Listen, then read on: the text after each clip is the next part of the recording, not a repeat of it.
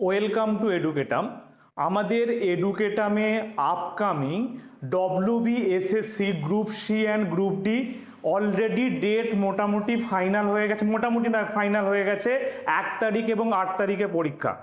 আমাদের ক্লাস চলছে, আপনারা দেখবেন প্রত্যেক টপিকের সিলেবাস ওয়াইজ টপিক ধরে ধরে ক্লাস আসছে।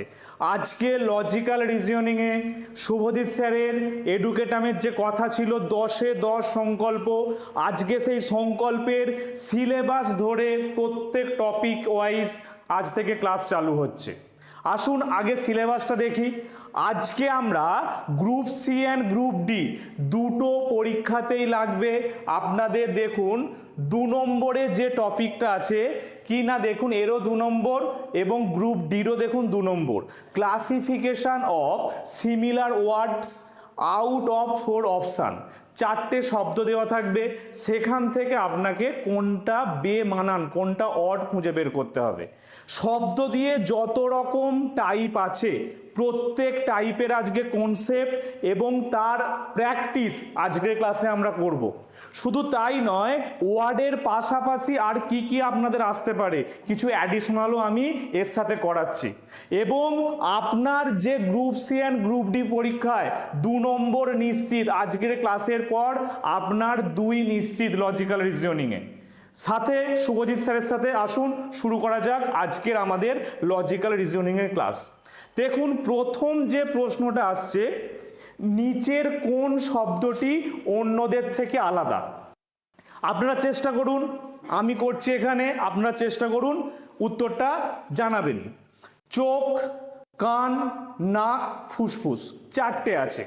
দেখুন যদি একটা মানব ছবি আমরা দেখি তাহলে এই লজিক্যাল রিজনিংয়ের কনসেপ্টটা আপনারা বুঝতে পারবেন। দেখুন এখানে একটা মানব দেহ আছে, মানব দেহে কি বলছে দেখুন না, দেখুন কান একটা বাহ্যিক অঙ্গ, চোখ দেখুন বাইরের বাহ্যিক অঙ্গ, বাইরে থেকে অঙ্গটা আমরা দেখতে পাচ্ছি, নাক দেখুন বাইরে থেকে দেখা যাচ্ছে, কিন্তু দেখুন ফুসফুস যেটা আছে দেখুন দেহের কি আমরা জানি পাঁজরের ভেতরে কি অবস্থান করে, ফুসফুস অবস্থান করে। সেই হিসাবে কি দেখুন এই 3টে কোথায় পড়ে গেল, বাইরের অঙ্গে পড়ে গেল, বাহ্যিক অঙ্গে। তাহলে অড কোনটা না, দেখুন অপশান ডি ফুসফুস তাহলে আমার কি হয়ে গেল, একটা ভেতরের অঙ্গ। তাহলে 4টের মধ্যে কোনটা পৃথক পেলাম না, অপশান ডি ফুসফুস হচ্ছে আমার পৃথক। তাহলে 1 নম্বর প্রশ্নের সঠিক উত্তর কি হয়ে গেল, ডি। কার কোনটা উত্তর হলো মিলিয়ে নিন। আসুন এরপর আমাদের নেক্সট কোশ্চেনটা আমরা দেখি। দেখুন নেক্সট কোশ্চেনে কি বলছে, নিচের কোনটি বেমানান? Odd one out.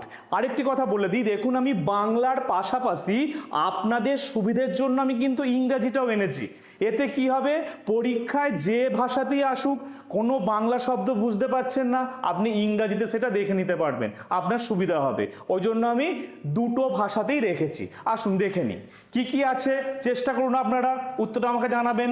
বাঘ, চিতাবাঘ, শেয়াল, সিংহ, দেখুন 4টে অপশান আছে। দেখুন আগে আমি 4টে প্রাণী যদি ছবিটা দেখি, দেখুন ব্যাপারটা ক্লিয়ার হয়ে যাবে। দেখুন ছবিতে দেখলে আপনি দেখতে পাবেন, প্রথমে দেখুন বাঘ।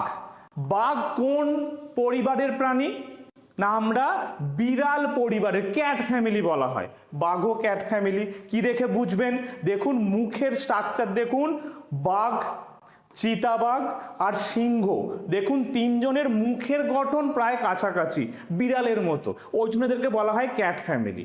দেখুন শেয়ালের মুখটা কিন্তু পৃথক। তাহলে কি পেলাম, বাঘ, চিতাবাঘ, সিংহ আমরা একরকম পেয়ে গেলাম ক্যাট ফ্যামিলি। কোনটা আলাদা না, এর মধ্যে আমার আলাদা হয়ে গেল কি, অপশান সি শেয়াল হয়ে গেল কি আলাদা। তাই 2 নম্বর কোশ্চেনের সঠিক উত্তর আমরা কি পেলাম, অপশান সি। আসুন নেক্সট পরেরটা আমরা দেখি। হ্যাঁ একটি কথা বলে দিই, বেশি সময় নেব না, মাত্র 30 সেকেন্ড।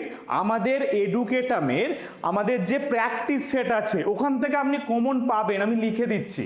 তো সেই কমন পাওয়ার জন্য আপনাদের কি করতে হবে, হোয়াটসঅ্যাপ করবেন, প্র্যাকটিস সেট লিখবেন, হোয়াটসঅ্যাপ করবেন, সঙ্গে সঙ্গে লিঙ্ক যাবে, কিউআর কোড যাবে, টাকা পাঠাবেন, ওখান থেকে ডাইরেক্ট পেয়ে যাবেন। আসুন নেক্সট প্রশ্নে আমরা যাই। নিচের কোনটি বেমানান? দেখুন 4টের মধ্যে কোনটা বেমানান? দেখুন যদি আমি ছবিটা ভালো করে দেখি, দেখুন আপনার স্পষ্ট ব্যাপারটা ধারণা হবে। কি কি অপশানে আছে, দেখুন অপশানে আমার আছে আদা, দেখুন এই যে আদা, পেঁয়াজ পেঁয়াজ, আলু আর দেখুন টমেটো আছে। দেখুন এই তিনটে আমরা খাদ্য হিসাবে গ্রহণ করলেও এটা কিন্তু প্রকৃত কোনো ফল নয়, এগুলো ফলের মধ্যে পড়ছে না। এই তিনটের মধ্যে দেখুন কেবলমাত্র টমেটো এটা হচ্ছে একটা ফল, যেটা আমরা গাছ থেকে ফল হিসাবে গ্রহণ করে খাই। আদা হচ্ছে গ্রন্থিকাণ্ড, পেঁয়াজ হচ্ছে পাতার গোড়া বা পেটিওল যেটাকে আমরা বলি, আলু তো কাণ্ড আমরা জানি। তাহলে কোনটা না, এখানে একমাত্র টমেটো হচ্ছে ফল। তাহলে কি না 3 নম্বর কোশ্চেনে দেখলাম কি যে 4টে অপশান যে আছে তার মধ্যে অপশান ডি হচ্ছে আমার পৃথক, আলাদা, বেমানান। তাহলে সঠিক উত্তর কি হবে? Option D, tomato. আসুন নেক্সট প্রশ্ন দেখি। বেমানান সংখ্যাটি নির্ণয় করুন। দেখুন সংখ্যা দিয়ে দিলে দেখবেন স্কোয়ার সংখ্যা দিয়ে যখন দেবে তখন প্রথম চেষ্টা করব কি স্কোয়ার কিউব এই ফর্মে আছে কিনা এক চমকে দেখে নেওয়ার, এটা হচ্ছে সবথেকে বেস্ট ট্রিক বুঝে নেওয়ার। দেখুন এখানে 27 স্কোয়ারে যায় না, কিনা 3-এর কিউব হলে কি হয় না 27 হয়।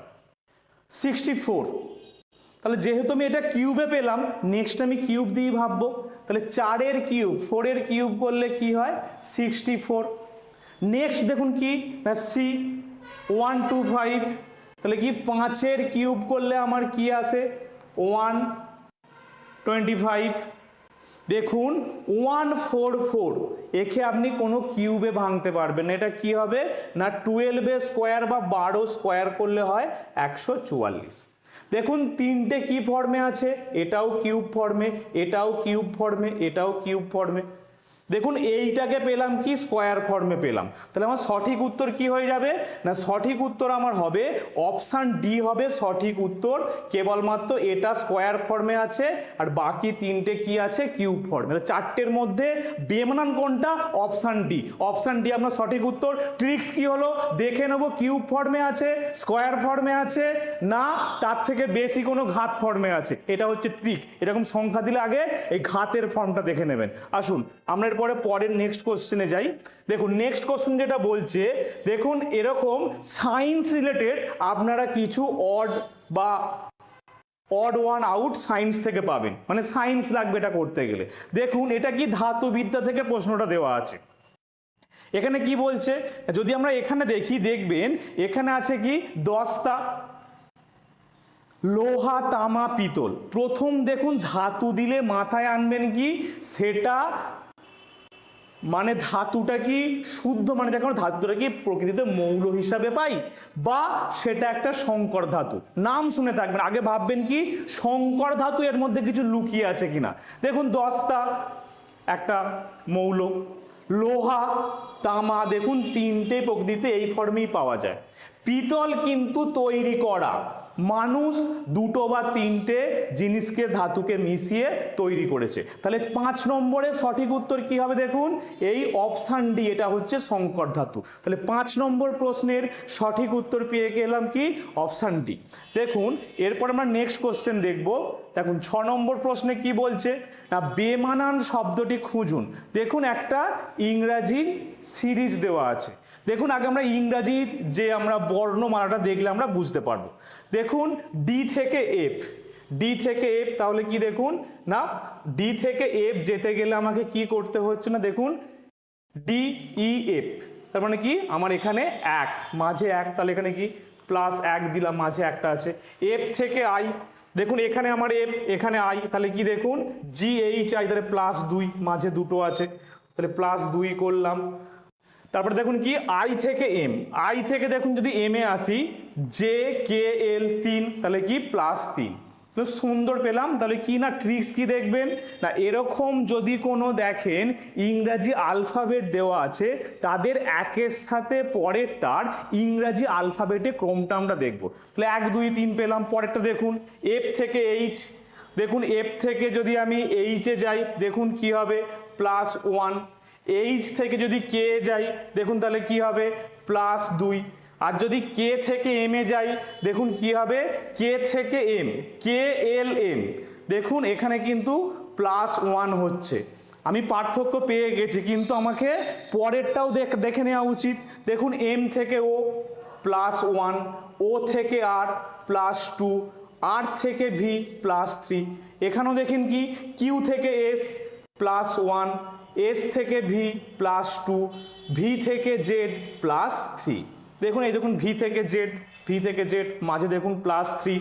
তাহলে কি করব না, ট্রিক্স কি, আলফাবেট দিলে আমাকে প্রথম যেটা করতে হবে কি না, আলফাবেটে যে আমরা ইংরাজি বর্ণমালায় যেভাবে আছে তার মাঝের যে সিকোয়েন্স কত ঘর পরপর হচ্ছে এটা প্রথম খুঁজবেন, এটা খুঁজলেই উত্তর পেয়ে যাবেন। দেখুন তাহলে কি চারটে যে অপশান আছে তার মধ্যে দেখুন অপশান বি এর দেখুন শেষের যে সম্পর্ক +1 হয়েছে, বাকিগুলো +3 হয়েছে। তাই সঠিক উত্তর আমার কোনটা হবে, সঠিক উত্তর 6 নম্বর হয়ে গেল অপশান বি।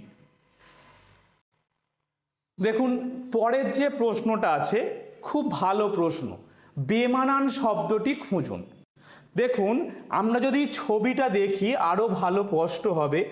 দেখুন গম, এখানে কি আছে, চাল আছে, আর জব, এই যে তিনটে দেখুন। তাহলে কি না, আগে ট্রিকটা বলে দিই। এরকম প্রশ্ন দিলে দেখবেন মানে আমরা যাকে শস্য বলি, শস্যের মধ্যে ভাগ হয় তো, দেখবেন তন্তু জাতীয় শস্য, তৈল জাতীয় শস্য, দেখবেন এরকম শস্যের একটা ভাগ থাকে। ক্লাস 8-এর বই ব্যাপারটা দেখুন ভালো করে আছে।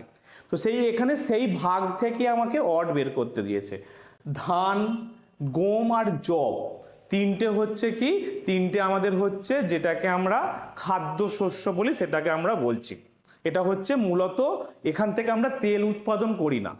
আর যেটাকে আমরা সরিষা বলছি এটা হচ্ছে মূলত ব্যবহার হয় কি আমাদের তেল তৈরির জন্য বা তেল ব্যবহার করার জন্য আমরা এটা ব্যবহার করি। আবার দেখবেন এই ধান, গম, জব যেটা আমি বলছিলাম এটাকে একত্রে কি বলা হয়, মিলেট বলা হয়। তাহলে কি না, মিলেট সাথে মাঝে একটা কি করেছে না, সর্ষে দিয়ে তৈল জাতীয় একটা বীজকে ঢুকিয়ে দিয়েছে। কিভাবে ভাবতে পারেন আমি বললাম, মিলেট ভেবেও মনে রাখতে পারেন বা মিলেট ভেবেও করতে পারেন, বা আপনারা আমি যেটা বললাম সাধারণ ভাষাতেও মনে রাখতে পারেন।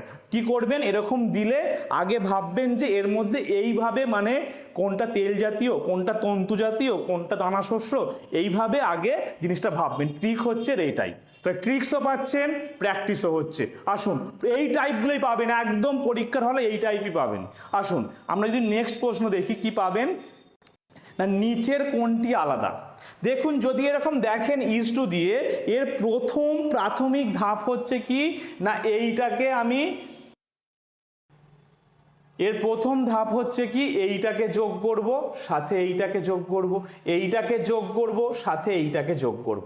দেখুন 7 আর 3 যোগ করলে কত হয় 10, 10-এর সাথে 9 যোগ করলে কত হয় 19। এই তিনটেকে আমি যোগ করলাম, 19 পেলাম। দেখুন এরপরে কি 5-এর সাথে 2 যোগ করলে কত হয় 7, 7 7 কত হয় 14। তাহলে 19 থেকে 14 বিয়োগ দিলে আমার কত হবে, 19 থেকে 14 বিয়োগ করলে আমি পাবো কত না 5। পরেরটা দেখি 4 আর 5-এ কত হয় 9, 9-এর সাথে 6 যোগ করলে কত হয় না 15 পেলাম।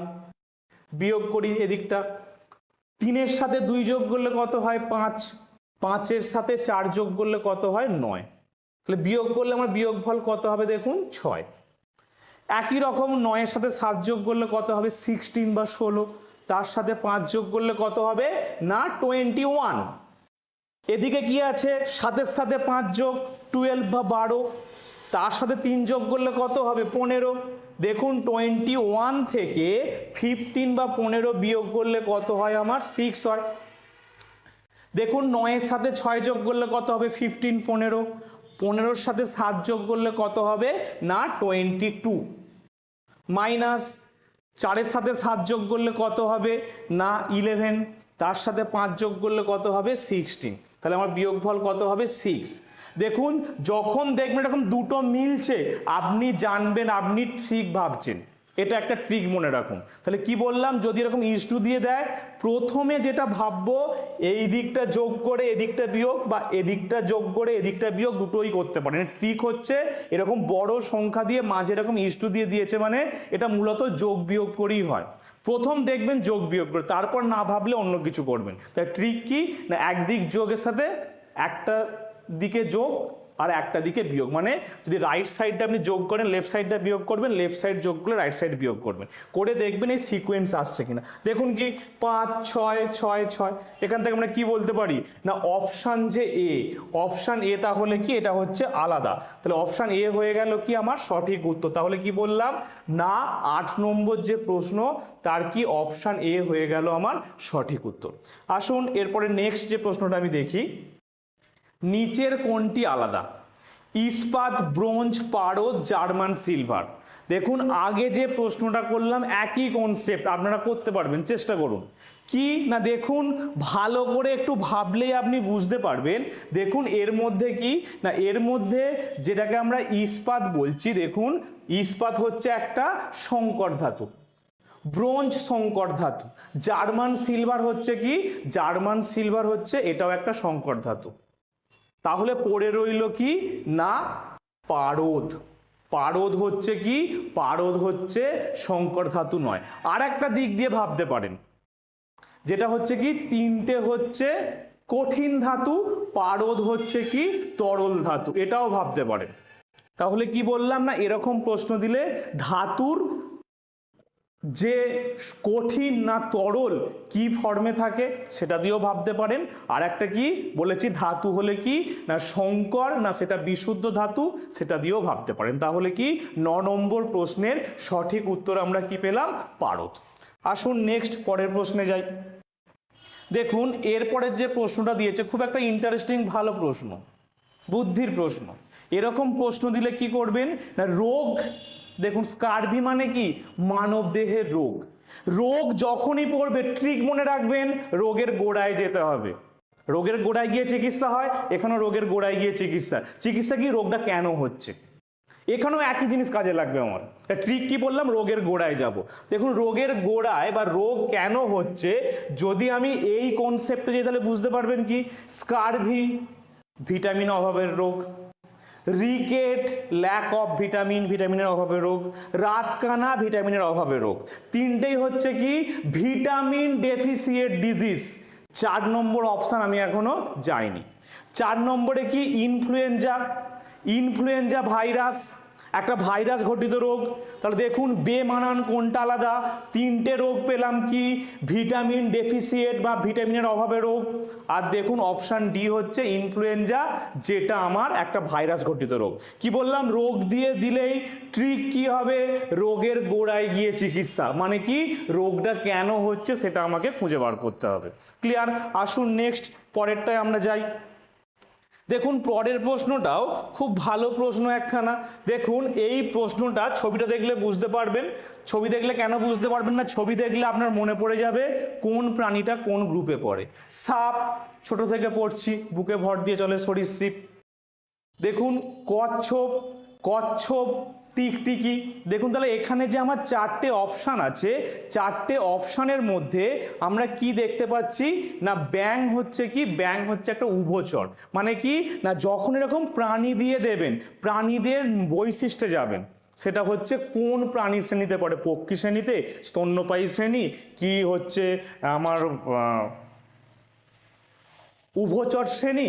তাহলে কি না দেখুন এখানে যে 4টে প্রাণী দেওয়া আছে তার মধ্যে ব্যাং হচ্ছে উভচর। তাহলে কি না 11 নম্বর প্রশ্নের সঠিক উত্তর হয়ে গেল কি অপশান ডি। বোঝা গেল? আসুন পরের প্রশ্নে আসি। দেখুন 12 নম্বর আজকের প্রশ্নটা কি আছে, দেখুন নিচের কোনটি এই দলের অন্তর্ভুক্ত নয়। দেখুন এরকম যখন দেবে এটা হচ্ছে কি ম্যাথের কনসেপ্ট, আপনারা যে ম্যাথ করেন ম্যাথের কনসেপ্ট কাজে লাগালেই পাবেন। দেখুন ছবিটা দেখে নিলে ব্যাপারটা আমাদের কাছে আরও ভালো স্পষ্ট হবে।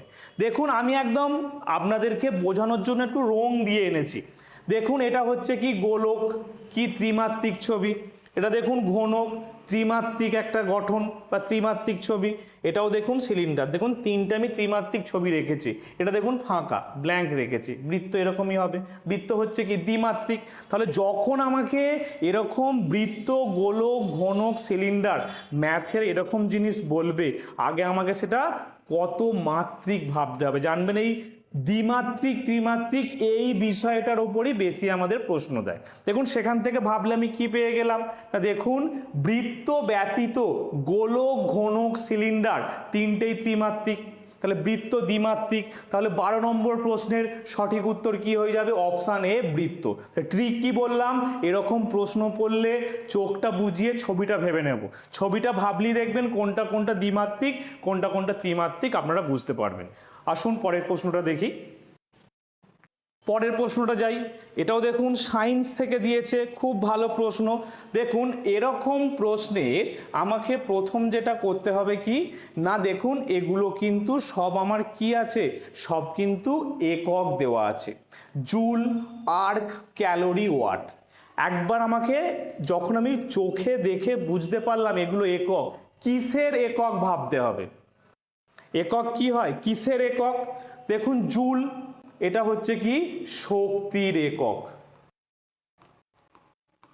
আর্ক শক্তির একক, ক্যালোরি কি তাপের একক, তাপ ও শক্তি।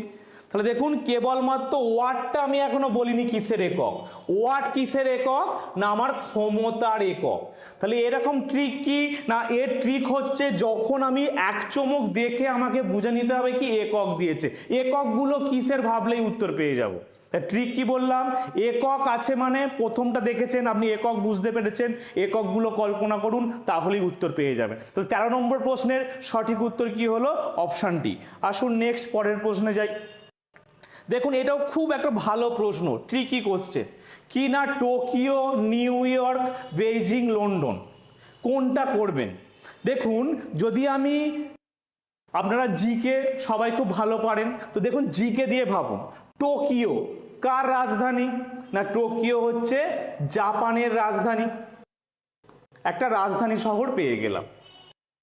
নিউ ইয়র্ক এটা কিন্তু কোনো রাজধানী শহর নয়। তাহলে দেখুন অপশান সিডি আমাকে ভেরিফাই করতে হবে, আপনি পেয়ে গেলেন এটা কিন্তু নয়। তাহলে কি বললাম, এটা ট্রিক। যরকম এরকম শহর দেখছেন আগে ভাববেন শহরগুলো কোনো দেশের রাজধানী কিনা, এটা হচ্ছে এই প্রশ্নের প্রধান ট্রিক, এইভাবেই তোমাকে দেওয়ার চেষ্টা করবে। টোকিও জাপানের রাজধানী, নিউ ইয়র্ক কারো রাজধানী নয়, বেইজিং চীনের রাজধানী, আর লন্ডন কার, ইংল্যান্ডের রাজধানী। তাহলে দেখুন আমরা পেয়ে গেলাম কি না, পেয়ে গেলাম এ, সি আর ডি তিনটে হচ্ছে কি রাজধানী শহর। কেবলমাত্র দেখুন অপশান বি নিউ ইয়র্ক একটা শহর, কিন্তু এটা কোনো রাজধানী শহর নয়। তাহলে কি এখান থেকে আমরা বলতে পারি কোনটা আমার বেমানান হলো না, এখান থেকে আমি বেমানান বলতে পারি অপশান বি নিউ ইয়র্ক কেবল একটা শহর, যেটা 14 নম্বর প্রশ্নের বেমানান উত্তর হলো নিউ ইয়র্ক। ট্রিক কি বললাম না, বাকিগুলো রাজধানী শহর, এটা শুধুমাত্র শহর। শহর পড়লে একবার কল্পনা করে নেব এটা কোনো রাজধানী শহর কিনা, এটা হচ্ছে ভাগ করার প্রধান একদম বেমানান খোঁজার প্রধান পথ। আসুন নেক্সট পরের যে প্রশ্নটা আমি আসি। দেখুন বলছে নিচের কোনটি এই দলের অন্তর্ভুক্ত নয়। দেখুন যদি আমি চিহ্নগুলো দেখুন চিহ্ন কি বোঝা যাচ্ছে কি না, যে তিনটে আছে মানে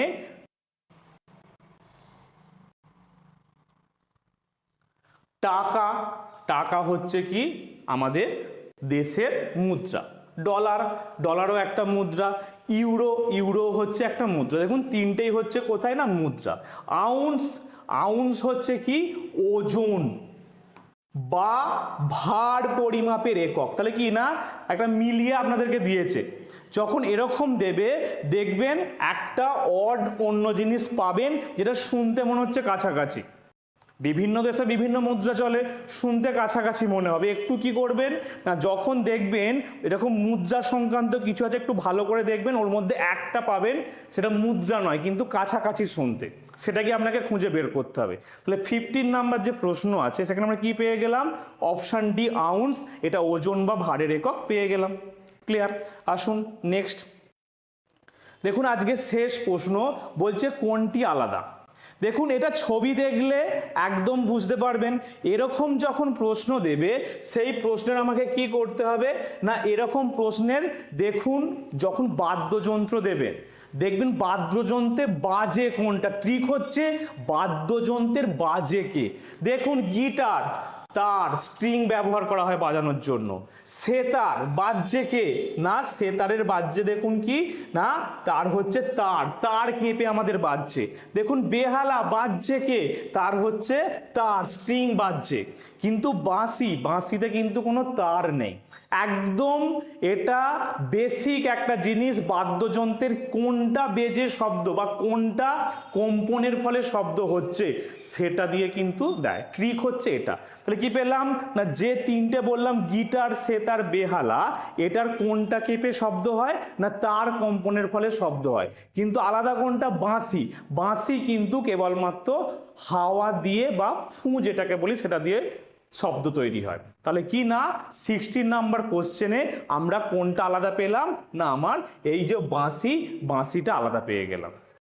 তাহলে আজকের ক্লাসে কি টাইপ হয় আপনাদেরকে বললাম, সাথে কি কি রকম হয় তার কনসেপ্ট বা কোশ্চেনের কনসেপ্ট, সাথে আপনাদেরকে আমি তার উদাহরণগুলোও দিলাম।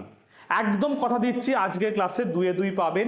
সাথে কি আমাদের এডুকেটামের যে ইউটিউব চ্যানেল আপনারা সাবস্ক্রাইব করুন, বন্ধুদের মধ্যে শেয়ার করুন এবং আমাদের পাশে থাকুন। সকলকে ধন্যবাদ, থ্যাংক ইউ।